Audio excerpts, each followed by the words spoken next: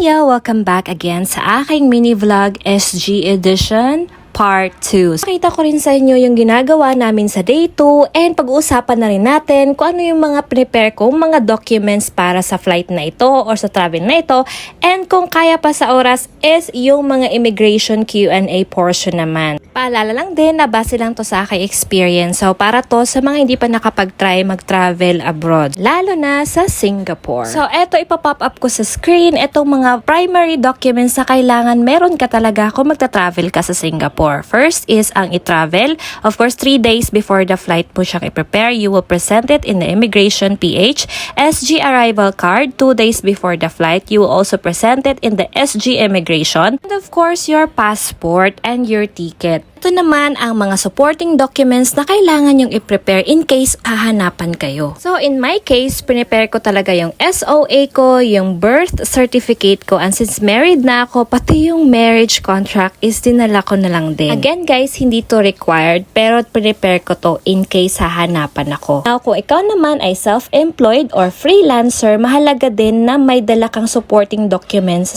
particularly sa source of income mo. At kung may business ka, of course, business permit or any proof na kumikita ka talaga dito sa Pilipinas at na-prove mo sa kanila na babalik ka talaga. Mahalaga din na meron kang hotel booking na rin at itinerary mo in case hahanapan ka nila. Now, pag-uusapan naman natin kung ano yung una mong ibibigay sa IO pagkaharap mo sa kanila. Mahalagang nasa kamay mo na talaga yung passport mo, yung return ticket mo, at kung may company ID ka is handa mo na lang din. Kasi yung mga yan ang unang hinanap sa akin ng pagkaharap ko sa immigration officer. Now, sa Q&A naman, in my case, since libre lang din naman ako sa company at inibitahan na ako sa isang event, yun ang pinakaunang tanong sa akin, ano ang purpose ko sa aking pag-travel. So, sinabi ko lang sa kanila kung anong purpose ng aking pag-travel, umattend ng isang special event. At ipinakita ko ang aking invitation at kung anong klaseng event iyon. Next na tanong niya is kailan ako babalik. Kaya sinabi ko kung kailan at ibinigay ko rin ang aking return ticket. At tinanong niya ako kung may company ID ba ako. Sinabi kong wala akong company ID kasi self-employed lang ako. Kaya nung tinanong niya ako kung ano yung pinagkaabalahan ko o pinagkakakitaan ko,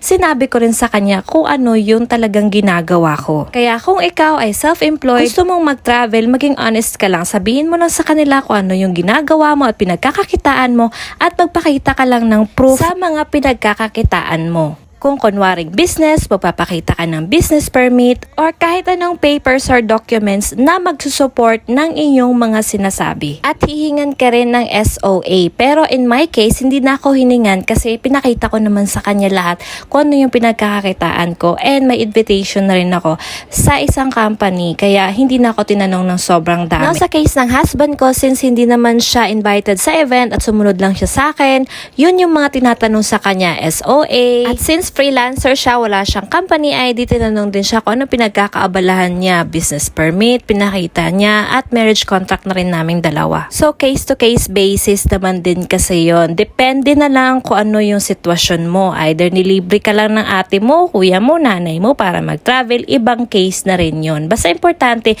may ticket ka, may passport ka, at may SG travel card ka, and e-travel. Yun na yun. At alam mo kung kailan ka uuwi, anong hotel lang tutuloy nyo, ganun. Share ko na rin pala yung mga additional things that you must have when you travel to Singapore. Wag na wag mong kalimutang magdala ng universal adapter, magdala ka na rin ng power bank, empty tumbler kasi ang mahal ng tubig doon, medicine kit, at umbrella. Kahit paliit lang ng umbrella na yung nalalagay lang sa bag. Dalawa kasi sa mga bagay na yan, yung mga nakalimutan kong dalhin, yung empty tumbler at umbrella. Kasi pwede naman pala magdala ng tumbler sa plane, basta wala lang laman na tubig at umbrella, basta maliit lang at kasya lang sa bag mo. So yun guys, sa wakas na share ko rin sa inyo yung mga prepare ko for the travel, and of course yung Q&A sa immigration. Again, case to case basis yan ha. So yan guys, papakita ko rin sa inyo itsura ng Marina Bay Sands kapag gabi, at of course ang Gardens by the Bay. Sobrang ganda niya tingnan guys kapag gabi, kaya